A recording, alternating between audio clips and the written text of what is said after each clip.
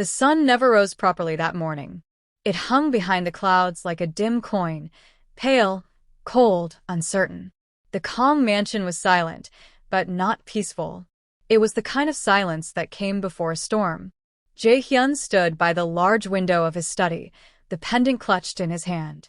The golden dragon glinted faintly in the gray light, its edges worn from years of use. Do-Hyun's voice was steady but low. The men who attacked us, they weren't mercenaries. They were trained, organized, agency. Jae-Hyun asked without looking up. Worse. Someone who knows your father's code. He turned then, his expression darkening. That code was buried with him. Do-Hyun hesitated. Unless he's not buried at all. The words landed like a blow. Downstairs, Stella was pacing the corridor, her thoughts a storm of their own. She could still hear the gunshots, the echo of Jae-Hyun's voice telling her to stay away, and the pain in his eyes when he thought she might die because of him. She had never felt so close to him, and yet so far. When she heard footsteps, she turned sharply. Jae-Hyun stood at the end of the hallway, looking as if he hadn't slept in days. You're awake early. I couldn't sleep, she said softly. Neither could I. They stood facing each other, a long silence stretching between them, full of everything they wanted to say, but couldn't. Finally, she asked, Who was he to you? Your father. He looked away, jaw tightening. The man who taught me to be ruthless. The man who broke me before I ever learned what love was. Her heart ached. And yet you still wear his name. He smiled faintly, but it wasn't joy. Some legacies aren't choices. They're cages. By afternoon, they were in the car, driving toward the Kong ancestral estate, a sprawling, half-forgotten property on the outskirts of Seoul. The road twisted through fog and pine, the air colder with each passing mile. Why are we going there? Stella asked. Jae-Hyun's gaze stayed, fixed on the road. Because if he's alive, that's where he'll be. The gate was old, rusted, and half hidden beneath overgrown ivy. Beyond it stood the house, silent, elegant, and haunted by memory. Stella followed him inside. Dust hung in the air like ghosts, and the scent of old wood filled the rooms. He moved like a man retracing a dream, every step heavy with memory. He used to sit here, he murmured, touching the edge of an oak desk. This was where he made his first deal. And his first kill. She stopped, watching him. You were a child. Yes, he said quietly. And I learned early that power was a language written in blood. They found the study door half open. Inside, the fireplace was cold, but someone had been there recently. A glass of whiskey sat half empty on the table. Stella's breath caught. Jae-Hyun, he was already moving, scanning the room, opening drawers, checking files. On the desk lay a single envelope, marked with a dragon seal identical to the pendant he held. He opened it. Inside was a photograph, grainy, black and white. It was of him and Stella, taken from a distance. She froze. What is this? He turned the photo over. Written in Korean in neat calligraphy were the words, History always repeats itself, my son. Even in love. Jae-Hyun's fingers tightened on the paper until it nearly tore. He's watching us. Why would he? Because he knows what weakness looks like, Jae-Hyun said, voice cold. And he thinks you're mine. Her chest tightened. Am I? He looked at her, eyes fierce, conflicted, full of everything he'd never say aloud. You're my only strength left. The words hit her like a confession and a curse all at once. Suddenly, a faint sound echoed through the hall, the creak of a door, footsteps too deliberate to be wind. Jae-Hyun's hand went instinctively to his gun. Stay behind me. They moved quietly through the corridor, the sound growing clearer. Then a shadow appeared at the end, tall, lean, familiar. The man turned slowly. He looked older, harder, but there was no mistaking the resemblance. The same eyes. The same calm authority. Hello, son. Jae-Hyun froze. You're supposed to be dead. The man smiled faintly. I was. But death is a luxury I couldn't afford. Stella's breath caught. You faked your death? He turned his gaze on her, and she felt a chill run down her spine. I see you've chosen well, Jae-Hyun. Beautiful. Brave. But naive. Jae-Hyun's voice trembled with contained rage. Why? His father stepped closer. To rebuild what you were too weak to finish. You turned my empire into a business. I'm turning it back into power. You destroyed lives, Jae-Hyun said. You killed people for control. His father smiled. Control is what keeps people alive. Stella stepped forward, her voice firm. And what about love? What keeps that alive? The older man's eyes narrowed. Love makes men blind. My son is proof. Jae-Hyun's jaw tightened. You don't get to speak about love. On the contrary, his father said. It's the only weapon I've ever needed. And soon, it will be yours, or your undoing. Do-Yoon's voice crackled through the earpiece suddenly. Sir, we've got incoming multiple vehicles. Armed. You need to move. Jae-Hyun's eyes shot to his father. What did you do? His father's smile widened. I brought the family back together. The windows shattered as bullets ripped through the glass. Jae-Hyun grabbed Stella, pulling her down behind the desk as chaos exploded around them. Do-Yoon's voice came again, urgent. Extraction points 2 minutes out. We need you alive. Jae-Hyun turned to his father, shouting over the noise. This is how you come back. By trying to kill your own son. His father's expression didn't change. If you die, I inherit everything. If you live, I take it back by force. Either way, I win. Smoke filled the room. Stella coughed, gripping Jae-Hyun's arm as they ducked through the shattered doorway. Outside, the air was thick with rain and gunfire. Black SUVs screeched into the courtyard. Do-Yoon emerged from one of them, firing back. Get in now. Jae-Hyun pushed Stella toward the car. Go. But before he could follow, a voice stopped him. Walk away now, his father called from the doorway. Or, watch her die the way your mother did. Jae-Hyun froze. Stella turned, eyes wide. Jae-Hyun, don't. The moment hung like a blade between them. Choice, love, revenge, all tangled in one breath. Then the explosion tore through the courtyard, sending everything into flame. The explosion tore through the night like thunder breaking the heavens. Flames licked the sky, consuming the ancestral house as shards of glass and stone rained down. Stella's scream was swallowed by the roar of fire and gunfire. She felt Jae-Hyun's grip yank her backward, hard, before they both hit the ground behind the armored car. Do-Yoon was shouting something into his comms, but all Stella could hear was the ringing in her ears, the world spinning in chaos. Jae-Hyun, she gasped, reaching for him. He was bleeding, a long gash across his temple, but his eyes were sharp, alive. He pulled her into his arms, his voice low but fierce. You're safe. Don't move. The car door burst open and Do-Yoon yelled, We have to go now. Jae-Hyun shoved Stella inside, jumped in after her, and slammed the door. Bullets clanged against the metal as the SUV sped off, tires screeching against the rain-slicked gravel. Through the rear window, Stella saw the house collapsing in flames, and in the doorway, silhouetted against the fire, stood a figure watching them leave. His father. Alive. Unshaken. Smiling. Seoul, 12 hours later. Rain swept over the city like ash.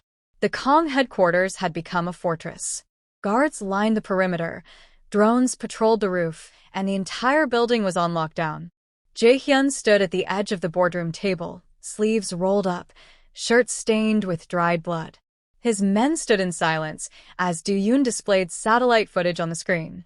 This was 2 hours after the explosion, Do-Yoon said. The estate's gone. But someone extracted 3 survivors from the wreckage, all wearing your father's insignia. Jae-Hyun's eyes darkened. He's rebuilding his network. Not just rebuilding, Do-Yoon said. Recruiting. Half our overseas contacts have gone silent. The rest are being offered double pay to switch sides. Stella sat quietly in the corner, watching him. The man she'd met weeks ago, confident, charming, untouchable, was gone. This Jae-Hyun was colder, harder. Every movement measured, every glance shadowed by something darker than anger. Finally, she spoke. What happens now? He looked at her, and for a heartbeat, his mask cracked. Now. I finished what he started. Later that night, the rain hadn't stopped. It fell against the tall glass windows like a heartbeat. Stella found Jae-Hyun in his private quarters, sitting by the fire, his shirt unbuttoned, a glass of whiskey untouched beside him. She approached quietly. You haven't slept. He didn't look at her. I can't. Because of him? He exhaled slowly. Because of you. She blinked. Me? He turned to face her then, eyes burning with something raw, unguarded. Every time I close my eyes, I see you standing in the fire. I hear you call my name. And I realize I can't lose you, not again, not ever. Her chest tightened. You won't. He stood, moving closer. My father thinks you're my weakness. But he's wrong. He reached for her hand, his fingers trembling slightly as they touched. You're the only thing that's ever made me human. Their eyes locked, and the world outside faded. She could feel his heartbeat, fast and uneven, echoing against hers. He leaned in, his voice a whisper against her lips. If I'm going to war, I want one night where I can forget everything else. Her breath caught. Jae-Hyun. He silenced her with a kiss, deep, desperate, filled with everything they'd been holding back since the moment they met. She melted against him, hands tracing the lines of his back, the warmth of his skin against hers as rain thundered outside like a drumbeat. Time slowed, the firelight flickering across their faces as passion drowned out fear, as their hearts found something close to peace in the chaos. When it ended, they lay together in the silence, the city lights flickering beyond the glass. Stella traced her fingers along the scar on his shoulder. What will you do when you find him? Jae-Hyun stared at the ceiling. I don't know. Kill him or forgive him. Maybe both. She turned toward him. Don't let hate decide that for you. He smiled faintly. You sound like my mother. She must have loved you very much. She did, he said softly. And she died because she believed love could change him. He turned to face her, his expression suddenly pained. Don't make the same mistake. Meanwhile, somewhere outside Busan, a dimly lit room, old walls, a map of South Korea pinned with red markers. Jae-Hyun's father stood before it, a glass of brandy in hand. Behind him, two men knelt, trembling, waiting. He spoke calmly, almost tenderly. My son has always been sentimental. He thinks love makes him strong. He turned, smiling faintly. Let's show him what love truly costs. He placed a photograph on the table, a close-up of Stella. Then he whispered, Find her. The storm had passed, but Seoul still felt heavy with rain. Dawn broke in soft gray light that filtered through the wide windows of the penthouse, painting the city in shades of quiet grief. Jae-Hyun woke to an emptiness he couldn't name. The pillow beside him was cold. The sheets were untouched. Stella, he murmured, half asleep. Silence. He sat up instantly, the chill in his chest sharper than the cold air. He checked the balcony, the hallway, the adjoining room. Nothing. Only the faint scent of her perfume lingered, lavender and smoke, haunting the air like a ghost refusing to leave. He pressed his comm link. Dian. Where is she? There was a pause. Then, Boss, she never came through the security gate this morning. Her tracker's off. Jae-Hyun froze. The phone nearly slipped from his hand. Get me every camera feed. Now. Within minutes, the main screen in his study flickered to life. Surveillance footage from the lobby, the parking deck, the elevator. Timestamp, 3:12 a.m. Stella walked into the elevator, wearing a gray coat, a phone in her hand. Her expression calm, as if she were going somewhere she trusted. Then the feed glitched. 2 seconds of static. When it returned, the elevator doors reopened. Empty. Jae-Hyun's heart pounded once, twice, and then stopped. Do-Yoon whispered, Sir, it's him. By noon, the room buzzed with tension. Maps, digital screens, faces of men loyal to Jae-Hyun for years, all watching their boss unravel piece by piece. Every route from Seoul to Busan is under surveillance, Jae-Hyun reported. We've intercepted 2 convoys, but she wasn't there. Jae-Hyun leaned over the table, his knuckles white. He wants me to follow. He's leaving a trail. Then it's a trap. I don't care. Jae-Hyun sighed, rubbing his temples. Hyung, think for once. I said I don't care.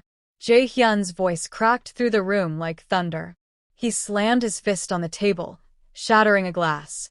He took her because he knows she's my weakness. So I'll use that. I'll be the monster he made me. The room fell silent. Then quieter. Track every contact he has left. I want movement within the hour. At 4 p.m., the first message came. A small box, delivered to the gate by an unmarked car. Inside, a single clove flower. And a phone.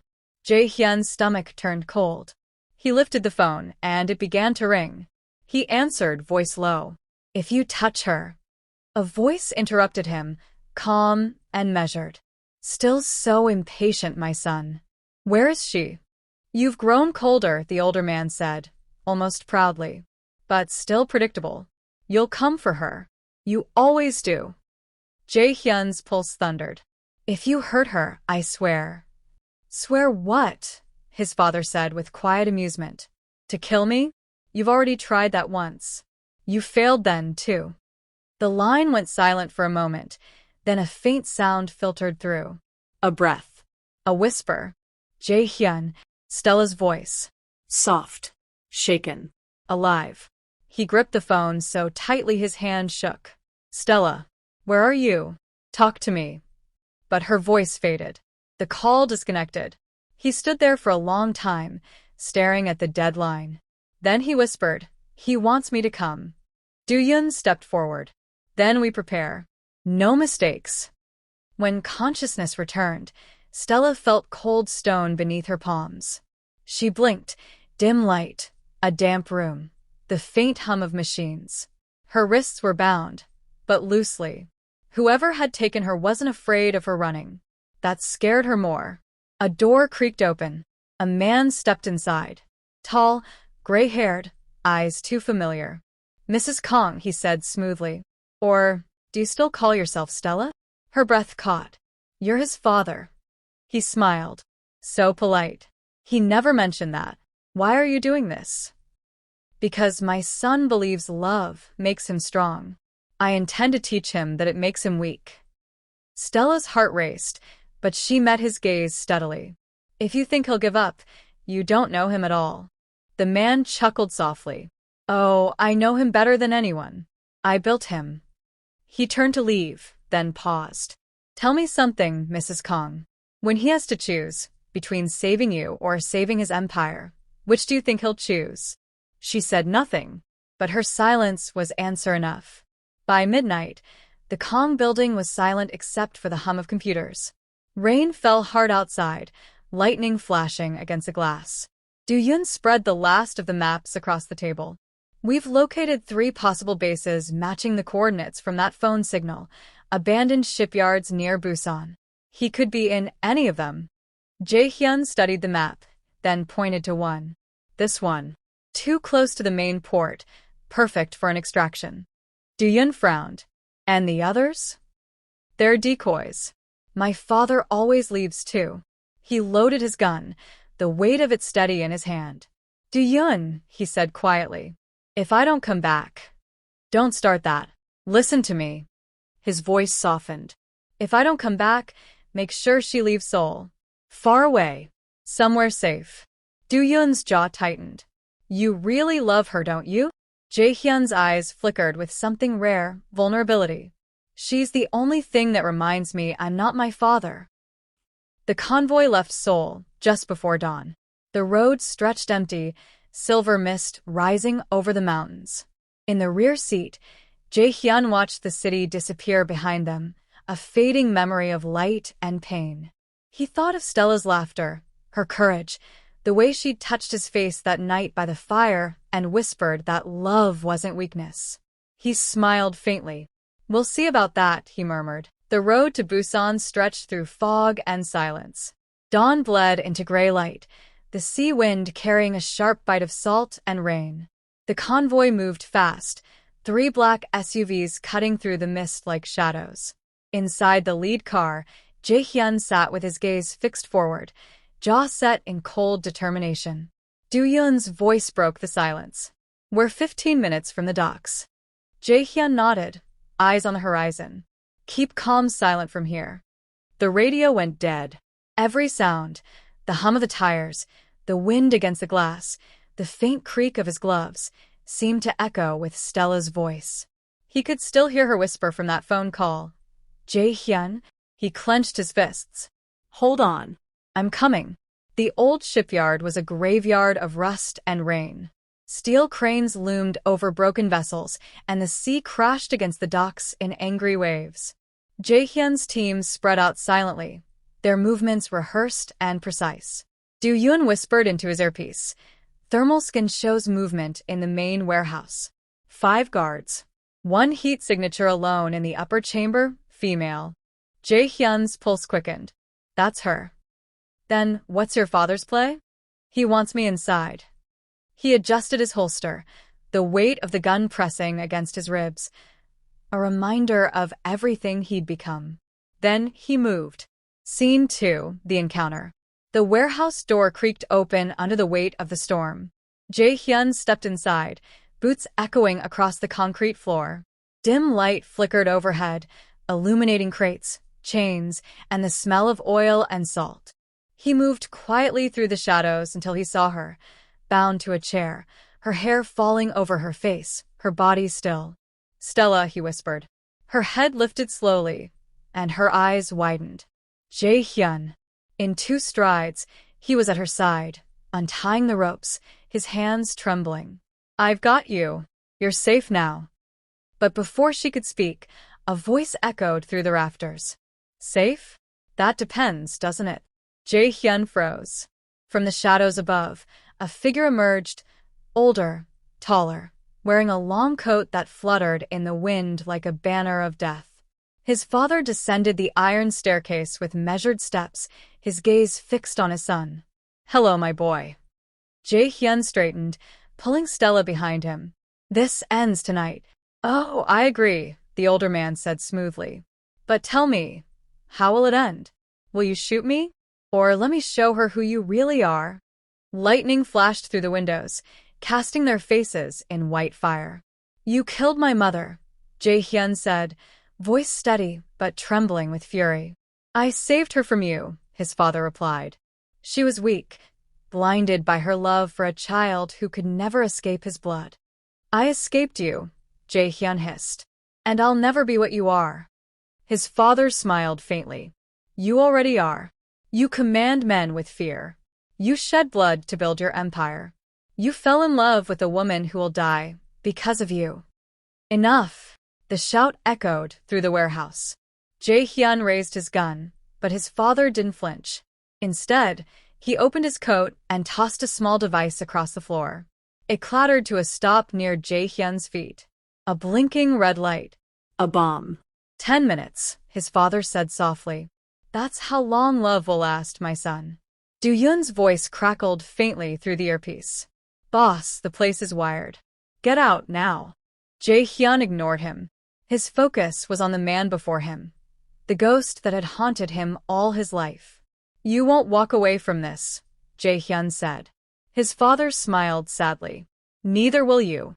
A shot rang out, then another. Smoke filled the air as both men fell to the ground, one clutching his chest, the other his shoulder.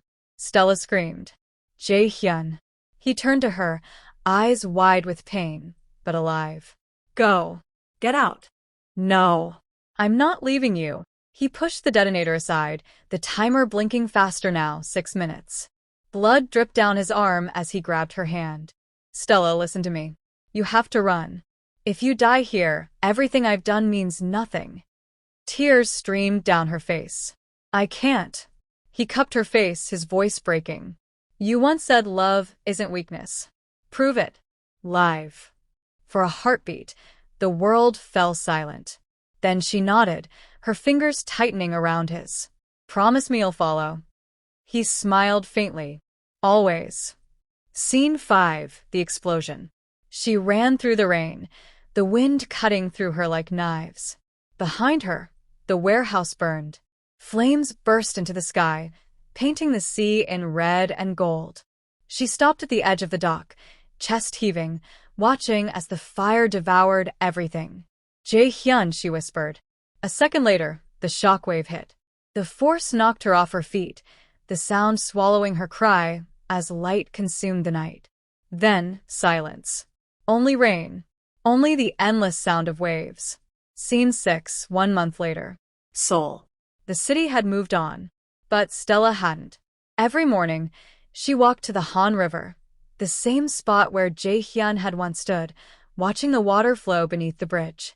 She carried a small silver ring around her neck, his ring. The papers had called it an explosion at a private dock. No names, no bodies. Only rumors. Sometimes, she swore she saw him, across the street, in reflections in crowds. But when she blinked, he was gone. One rainy afternoon, a package arrived at her door. No sender. No stamp. Only her name written in neat Korean script. Inside, a letter, handwritten in his familiar, steady hand. My Stella, if you're reading this, it means I kept my promise. Love doesn't die in fire. It survives in the people who believe in it. Don't mourn me. Build the life I couldn't have, free, fearless, your own. And if someday you see a man in the crowd who looks at you the way I did, don't look away. Jae-Hyun. Tears blur her vision, but she smiled through them. She looked out at the city, whispering softly, You kept your promise. Epilogue. 1 year later. At a small cafe by the sea in Busan, a man in a dark coat sat alone, reading a newspaper. A faint scar marked his jaw. When the waitress passed by, she paused. You look familiar. He smiled just slightly. I get that a lot. Outside, the tide rolled in, endless, unbroken. And somewhere across the sea, Stella smiled, feeling, without knowing why, that she was no longer alone.